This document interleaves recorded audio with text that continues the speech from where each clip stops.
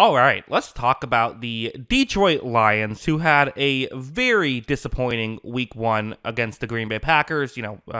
Obviously, the Lions have kind of ran the division for a bit. That very much did not happen in this game. They did get, a touchdown late to make it look a little better, but ultimately, this was a rough offensive performance. Let's talk about what went wrong here. Was it just the coordinators? Because that was a big talking point. Well, a little bit. I mean, like this play, for example, a screen pass, which this is what the Lions have been so great at the past couple of years, is these wide receiver or halfback screens. I liked how Vita Vea, the defensive tackle of the Tampa Bay Buccaneers, put it, where he essentially said the Lions make the big guys run and the little guys tackle, right? Like that's kind of what you do on a play like this. Goff's going to take the snap. He's going to flip this ball out to Gibbs, but look at just how well prepared for this stuff the Packers are. And again, Packers are a division rival. They kind of are more aware of this stuff than the average team would be. All of that is very much true.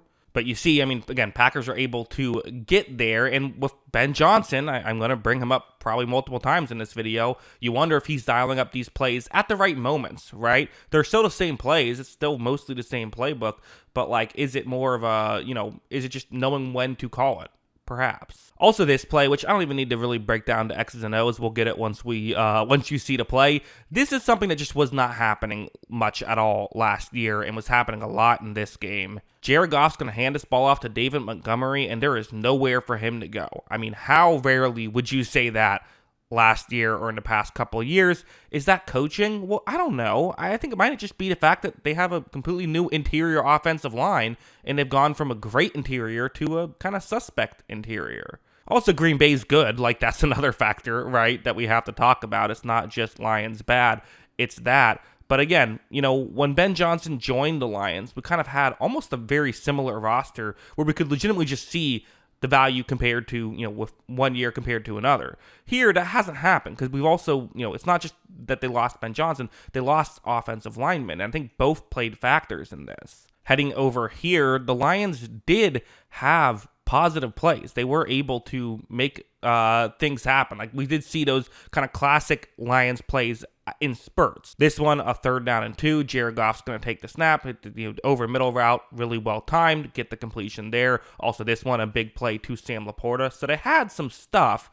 But now let's go over here. Let's talk about the issues. And I'm going to talk about Jared Goff. I think that he was I don't know if I want to say a part of the problem, but like he did not play the way that we have maybe seen him play in the past. And I do think that, my belief of Jared Goff is usually I feel like when a situation is great, he does a lot to add on to that situation and make it even better. When a situation is not so good, sometimes he doesn't take the necessary chances in those situations. This is a 3rd down and 7. You have a receiver running a curl route, and this is early on in the first quarter. He didn't know what kind of game it was going to be, so it's probably unfair to use this as an example, but I still will. Goff takes the snap, and to be honest, like, this is one you should throw. Like, it's a tough window. It is, but like, I don't know if you're going to have the big Ben Johnson windows that you used to have. Maybe you will. It's one game. You can't completely change how you play after just one game. But like, I do wonder if this is maybe part of the issue.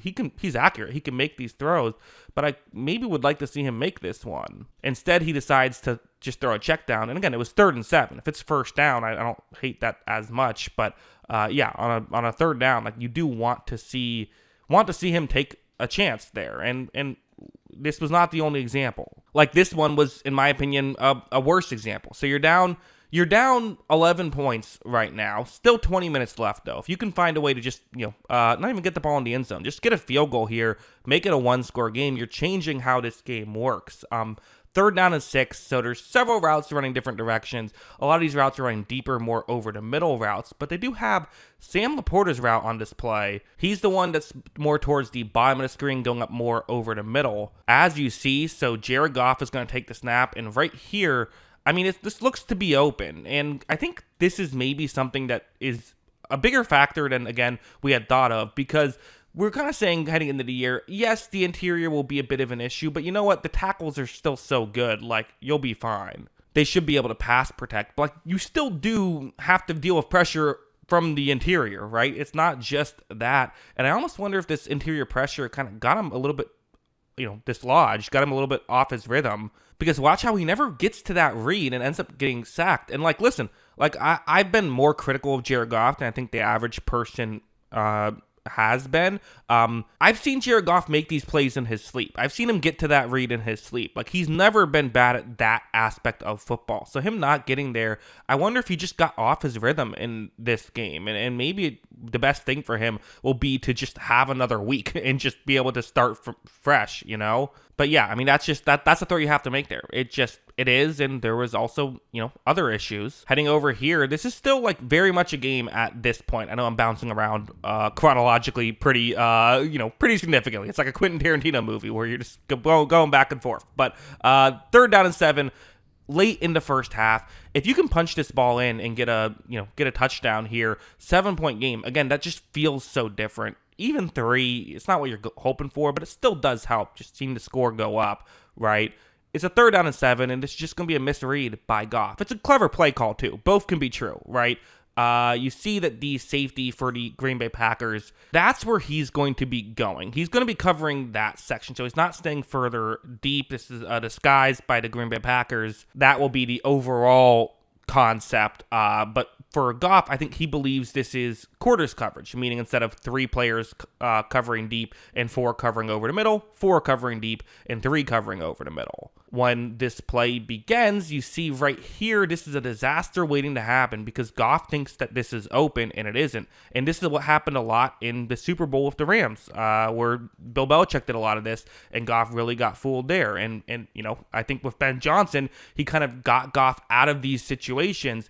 We're seeing him back in these situations. Again, it's one game. I'm not going to overreact, but if you wanted to overreact, you could, I guess. Goff ends up throwing that pick. It's a great defensive play. It really is. And, let's give a lot of credit to the Packers defense, who might have one of the best defenses in football this year. They might just do this to people, and I'm going to feel stupid when the Lions crush the Bears next week. I think that's totally possible, but I do think there are some issues they have to work on. So, okay. End of the video. If the Lions are watching this, where do you go from here? Well, Ben Johnson isn't coming back unless the Bears do really bad.